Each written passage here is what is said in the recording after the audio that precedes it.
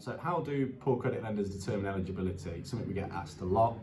Typically, they'll look at the type of the issue you've got. So is it late payment, default, CCJ, something more severe like debt management plans, bankruptcies, IVAs?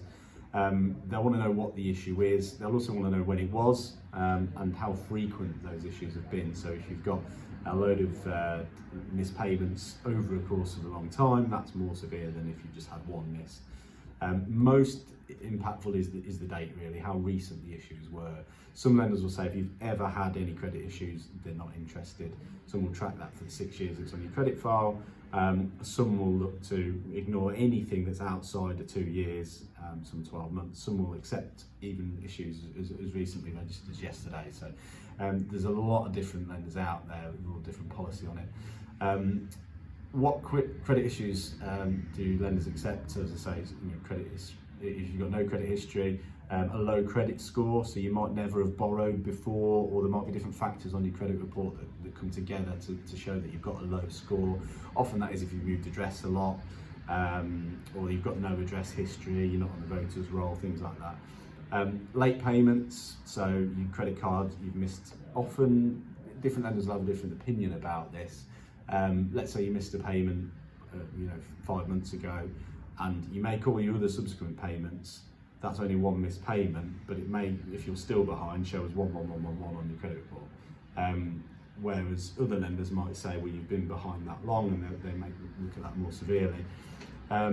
Missed mortgage payments are more severe than just a payment on a credit card that's been missed. Lenders tend to treat that as something that is the first thing that you should be paying, and obviously if you're taking a mortgage out, they want to know that you're going to pay your mortgage back. Then default CCJs, these will be found in your credit report in different places. Your CCJ will be shown in your public record information at the bottom, which is where you'll also find your bankruptcies. Typically they're treated the same, so defaults and CCJs for most lenders will be considered as equals. Some lenders are more particular when it comes to paying off CCJs before they'll lend to you than others. IVAs, debt management schemes, repossessions, bankruptcies tend to be the most severe thing that you could have on a credit report. Then obviously there's payday loans, and it's not necessarily seen as bad credit. However, and there are some resources out there that say that actually payday loans can improve your credit score. That may be the case, but lenders look at it as a big red flag. So if you've had a payday loan, most lenders in the country won't lend to you, certainly if it's been a recently registered one.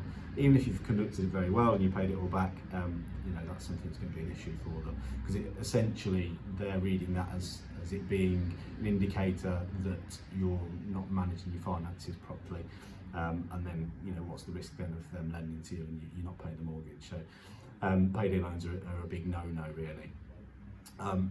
Other things that impact eligibility besides your credit rating. So first and foremost, if you've had bad credit, that's probably where the lenders an underwriter will start. They'll look at what the issue is, when it was, as we've said, and the reasons for it. And if they're happy with that, obviously loads of other criteria comes into play. Your credit history is just one part of that. So your employment, are you employed, self-employed, what's your income, how long have you been in that role? If you're self-employed, are you sole trader, partnership, limited company?